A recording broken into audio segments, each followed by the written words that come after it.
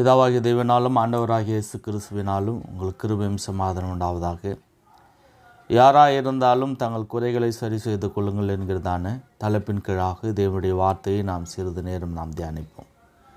பிரியமானவர்களே, நம்ம நிறைய சூழ்நிலையில் மற்றவர்களுடைய குற்றத்தை நாம் பார்க்கிறவர்களாக இருக்கிறோம். ஆனால் யாராயிருந்தாலும் அப்படின்னா அவங்க ஊழியக்காரர்களாக இருந்தாலும், அதிகாரிகளாக இருந்தாலும், விசுவாசிகளாக இருந்தாலும், சிறுவர்களாக இருந்தாலும், யாராக இருந்தாலும் அவங்க தங்களுடைய குறைகளை சரி செய்து கொள்ளுதல் மிக மிக அவசியமான ஒன்றாக இருக்கிறது. குறைகள் இல்லாத மனிதன் இந்த உலகத்தில் யாருமே கிடையாது.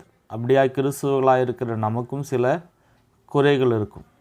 ஏதோ ஒன்றை நாம் விட்டு விடுவோம். சில பேர் நல்லா ஜெபம் பண்ணுவாங்க, வேதத்தை வாசிக்க மாட்டாங்க. சில பேர் நல்லா துதிப்பாங்க, ஆனால் என்ன பண்ண மாட்டாங்கன்னா ஜெபிக்க மாட்டாங்க. சில பேர் தொழிலுக்கு வருவாங்க, எல்லாவற்றையும் செய்வாங்க, ஆனால் கொடுக்கறதான காரியமானது மிகவும் குறைந்து போயிருக்கும். அதே மாதிரி சில பேர் என்ன பண்ணுறாங்கன்னா சிலதை அவர்கள் விட்டு விடுவார்கள். சில பேர் நல்லா பரிசுத்தமாக வாழ்வாங்க, ஆனால் சுபாவ அன்பில்லாதவர்களாய் மற்றவர்களிடத்தில் அவர்கள் பழகிறவர்களாக இருப்பார்கள். அதனால் கிறிஸ்துவ வாழ்க்கை என்பது அது ஒரு பரிபூரணமாக இருக்கிறது. ஒன்றை விட்டு ஒன்றை கடைபிடித்தல் என்பது இங்கே விதிவிலக்காக இருக்கிறது. ஆண்டவராகிய இயேசு கிறிஸ்துவனுடைய விருப்பமானது அப்படியல்ல. அவர் எல்லாவற்றிலும் நம்மை பரிபூரணம் உள்ளவளாக காணவென்பது அவருடைய விருப்பமாக இருக்கிறது. அதுக்கு தான் ஆண்டவராக இயேசுவானவரே என்ன பண்ணார்?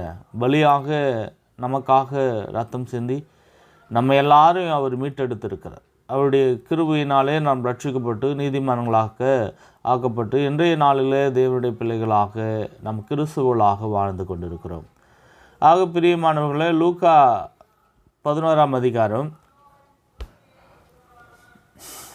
38 நாம் பார்க்கும் பொழுது, லூக்கா 11ஆம் அதிகாரம் 38 நாம் பார்க்கும் பொழுது, அவர் போஜனம் பண்ணுகிறதற்கு முன் கை கழுவாமல் இருந்ததை பரிசேயன் கண்டு ஆச்சரியப்பட்டான். கர்த்தர் அவனை நோக்கி, பரிசேயராகிய நீங்கள் போஜன பான பாத்திரங்களின் வெளிப்புறத்தை சுத்தமாக்குகிறீர்கள், உங்கள் உள்ளமோ கொள்ளையினாலும் பொல்லாப்பினாலும் நிறைந்திருக்கிறது. மதிகேடரே, வெளிப்புறத்தை உண்டாக்கினவர் உட்புறத்தையும் உண்டாக்கவில்லையோ? உங்களில் உண்டானவர்களில் பிச்சை கொடுங்கள், அப்பொழுது சகலமும் உங்களுக்கு சுத்தமாயிருக்கும். பரிசேயரே, உங்களுக்கு ஐயோ! நீங்கள் ஒற்றதலாம் மறிக்கொழுந்து முதலிய சகலவித பூண்டுகளிலும் தசமபாகம் கொடுத்து நியாயத்தையும் தேவ அன்பையும் விட்டு விடுகிறீர்கள். இவைகளையும் செய்ய வேண்டும், அவைகளையும் விடாதிருக்க வேண்டும். பரிசேயரே, உங்களுக்கு ஐயோ! ஜப ஆலயங்கள் முதன்மையான ஆசனங்களையும் சந்தைகளில் வந்தனங்களையும் விரும்புகிறீர்கள். மாயக்காரரே, வேதபாரகரே, பரிசேயரே, உங்களுக்கு ஐயோ! மறைந்திருக்கிற பிரேத குழிகளைப் போல் இருக்கிறீர்கள். அவைகள் மேல் நடக்கிற மனுஷனுக்கு அவைகள் தெரியாதிருக்கிறது என்றார். பிரியமானவர்களே, இந்த வேத வசனங்களிலிருந்து நம்ம புரிந்து கொள்ள வேண்டியதான விஷயம் என்னென்னா, நம்ம பெரிய பெரிய கிரியைகளை செய்யலாம், மிகப்பெரிய ஊழியங்களை செய்யலாம், அநேகரை நம்ம என்ன பண்ணுறோம்? ஆதரவளிக்கலாம். ஆனால் எப்படியாக இருந்தாலும் ஆனால் நிறைய பேர் இடத்துல இந்த தேவ அன்பு என்ன பண்ணுறது இல்லை. அதை ஆண்டவராக இயேசுவானவர் இங்கே அருமையாக அவர் சுட்டி காட்டியிருக்கிறார். உங்களில் உண்டானவர்களை விற்று உங்களில் உண்டானவர்களில் பிச்சை கொடுங்கள், அப்பொழுது சகலமும் சுத்தமாக இருக்கும். பரிசேயரே, உங்களுக்கு ஐயோ! நீங்கள் ஒற்றதெல்லாம் மறிக்கொழுந்து முதலிய சகல பூண்டுகளிலும் தசமபாக கொடுத்து நியாயத்தையும் தேவ அன்பையும் விடுகிறீர்கள். அப்போது இங்கே பரிசேயர் என்ன பண்ணுறாங்க? ஒற்றதெல்லாம் மறிக்கொழுந்திலிருந்து என்ன பண்ணுறாங்க? சகல பூண்டுகளிலும் தசமபாகம் கொடுக்குறாங்க. சின்னதுலேருந்து சின்ன விஷயம் கூட என்ன பண்ணுறாங்க? அந்த நியாயப்பிரமாணத்தை அவர்கள் கடைபிடிக்கிறவர்களாக இருக்கிறார்கள். அப்படி அந்த நியாயப்பிரமாணத்தின் காரியங்களை கடைபிடிக்கும் பொழுது அவர்கள் விட்டுவிடுகிறதான ஒன்று என்னன்னா தேவ அன்பு, நியாயம். பிரியமானவர்களே, இன்றைக்கு கூட அதிகாரம் படைத்தவர்கள், அதிகாரம் நிறைந்தவர்கள் இந்த நியாயத்தையும் தேவ அன்பையும் விட்டு விடுவதற்கான நிறைய சூழ்நிலைகள் இன்றைக்கு காணப்படுகிறதா இருக்கிறது. நிறைய பேருக்கு சுபாவ அன்பில்லாதவர்களாக இருக்கிறார்கள். அப்போ இன்றைக்கி சுபாவ அன்பும் மற்றவர்களிடத்தில் காட்டும் பரிவும் இரக்கமும் ஒரு மனுஷனிடத்தில் இல்லாத போனால் அவன் செய்கிறதான கிரியையானது அது வீணாகத்தான் இருக்கும். உங்களுக்கு உள்ளவைகளில் என்ன பண்ணுங்க, உண்டானவைகளில் பிச்சை கொடுங்கள், அப்பொழுது சகலமும் சுத்தமாக இருக்கும் என்று இங்கே ஆண்டவராகிய இயேசுவானவர் திட்டம் தெளிவாக அந்த பரிசேயருக்கு சொல்கிறார். அப்போ பரிசேயன் எதிர்பார்ப்பது என்ன? வெறுமனே இவங்க கை கழுவாமல் சாப்பிட்றாங்களே அப்படின்னா பாரம்பரியம். அந்த பாரம்பரியத்தை இவர்கள் கடைபிடிக்காமல் சாப்பிடுகிறதுனாலே இவர்களுக்கு என்ன, இவங்க பாவம் செய்கிறாங்க அப்படின்னு சொல்லி அவன் நினச்சிக்கிறான்.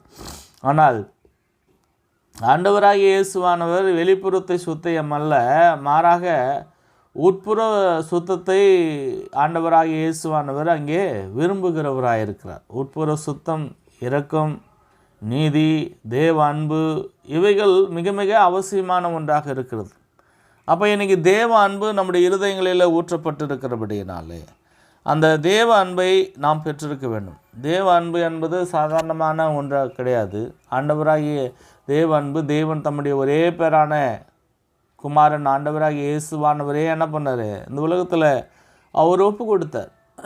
இப்படி அவர் குமாரனாகிய இயேசு கிறிஸ்துவை ஒப்பு கொடுக்கும் பொழுது நம்முடைய தியாகமானது அது எப்படியாக இருக்க வேண்டும் என்பதை இந்த நாளிலே சற்றே நாம் நிதானித்து அறிய வேண்டும். நம்ம எதுவுமே என்ன பண்ணல, கிறிஸ்துவுக்காக நாம் தியாகம் செய்கிறதில்லை, கிறிஸ்துவுக்காக எதையுமே நாம் விட்டு விடுகிறதில்லை. ஆண்டவராகிய இயேசு கிறிஸ்து நமக்கு எதை கட்டளையிட்டாரோ அதை செய்வதற்கான எண்ணமும் சிந்தையும் நமக்கு அநேக நேரங்களில் இருப்பதில்லை. நமக்கு தோன்றுகிறதெல்லாம் இந்த நாளில் எப்படி வாழுறது, எப்படி போகிறது, எப்படி நம்ம இந்த நாளில் நம்முடைய வாழ்க்கையை நாம் கடப்பது என்பதை குறித்ததான சிந்தைகள் தான் இருக்கிறதை ஒழிய ஆவிக்குரிய சிந்தையானது நமக்கு அநேக நேரங்களிலே இல்லாத போகிறது. ஆக பிரியமானவர்களே, ஆவிக்குரிய சிந்தை உடையவர்களாகும் இந்த உலகத்தில் நாம் வாழும்பொழுது நமக்கு தேவையானதை தேவன் என்ன பண்ணுறார், கொடுக்கிறவராக இருக்கிறார். அதே மாதிரி நம்ம செய்ய வேண்டியதான கடமையை நம்ம முழுமையாக செய்ய வேண்டும். எதை செய்தாலும் அதை கர்த்தருக்கென்று மனப்பூர்வமாய் செய்யக்கூடியதான எண்ணமும் சிந்தையும் உடையவர்களாய் நாம் இருக்கும் பொழுது நம்ம கரெக்டாக இருக்கிறோம், நம்ம பர்ஃபெக்ட்டு அப்படின்னு நினைக்காம நம்ம கிட்ட இருக்கிறதான குற்றங்களை நாம் உணர வேண்டும். அப்போ அந்த குற்றங்களை எப்போ உணர முடியும்னா, குறைவுகளை எப்போ உணர முடியும்னா, ஆண்டவராகிய இயேசு கிறிஸ்துனுடைய அந்த வழியில், நீதியில், தேவ அன்பு நீதியும் நம்முடைய இருதயத்தில் இருக்கும் பொழுது நம்முடைய குறைகளை உணர்ந்து நாமே என்ன பண்ண முடியும், சரி செய்து கொள்ள முடியும். அப்போது நம்மை நாமே சரி செய்து கொள்வதற்கு பல ஆண்டுகள் தேவையில்லை. மாறாக நம்மக்கிட்ட என்ன குறை இருக்கிறது என்பதை நாம் உணர்ந்தோம் என்று சொன்னால் நம்ம அறிந்து கொள்ளலாம். ஆண்டவராகிய இயேசு கிறிஸ்துக்கிட்ட போனவங்கள்லாம் என்ன பண்ணாங்க, அவங்க குறைகளை உணர்ந்தவர்களாக இருந்தார்கள். பணக்கார வாலிபன் கூட சென்ற பொழுது, உன்னிடத்தில் ஒரு குறை உண்டு, உனக்கு உண்டானில் விட்டு தரித்திருக்கூடுன்றார். அப்போது இன்றைக்கு நம்முடைய வாழ்க்கையில் இருக்கிறதான குறைகளை நாம் உணர வேண்டும். தேவனுடைய ராஜ்யத்தில் தேவனுடைய பிள்ளைகளாக இருக்கும் பொழுது, கிறிஸ்துவலாக இருக்கும் பொழுது என்கிட்ட என்ன குறை இருக்குது, நான் எதை தவற விட்டு இருக்கிறேன், எங்கே நான் பூரணப்படாமல், எங்கே நான் இடைவெளி விட்டு தேவனுடைய ராஜ்யத்திற்குரியதான காரியங்களில் நான் எங்கே தூங்கிவிட்டேன் என்பதை குறித்து நாம் அதிக ஜாக்கிரதையுள்ளவர்களாக இருக்க வேண்டும். ஆக பிரியமானவர்களே, இன்றைய நாளில் நம்முடைய குறைகள் என்ன என்பதை நம்ம வேத வசனத்தின் மூலமாக நம்ம தீர்த்து கொண்டு நிவர்த்தி செய்து கொண்டு, ஒருவேளை பரிசேயர்களாக இருக்கிறவர்கள் அவர்கள் சுபாவ அன்பில்லாதவர்களாக, தேவ அன்பில்லாதவர்களாக, நீதி இல்லாதவர்களாக, அவர்கள் என்ன பண்ணுறாங்க, தங்களுடைய கிரிகளில் ரொம்ப கவனம் செலுத்துவர்களாக இருக்கிறபடினாலே மேன்மையான முதன்மையான காரியத்தை அவர்கள் விட்டு விடுகிறவர்களாக இருக்கிறார்கள். தேவ ஆசீர்வாதமானது அவர்களுக்கு கிடைக்கவில்லை. ஆனால் நமக்கு எது முக்கியம்னா, தேவனுடைய ஆசீர்வாதம் மிக மிக அவசியம். அதனால் நம்முடைய குறைகளை உணர்ந்து கொண்டு தேவனுடைய சமூகத்தில் நம்ம ஒப்பு கொடுப்போம். தேவன் தாமே நம்மளை பூரணப்படுத்துவாராக, ஆசீர்வதிப்பாராக.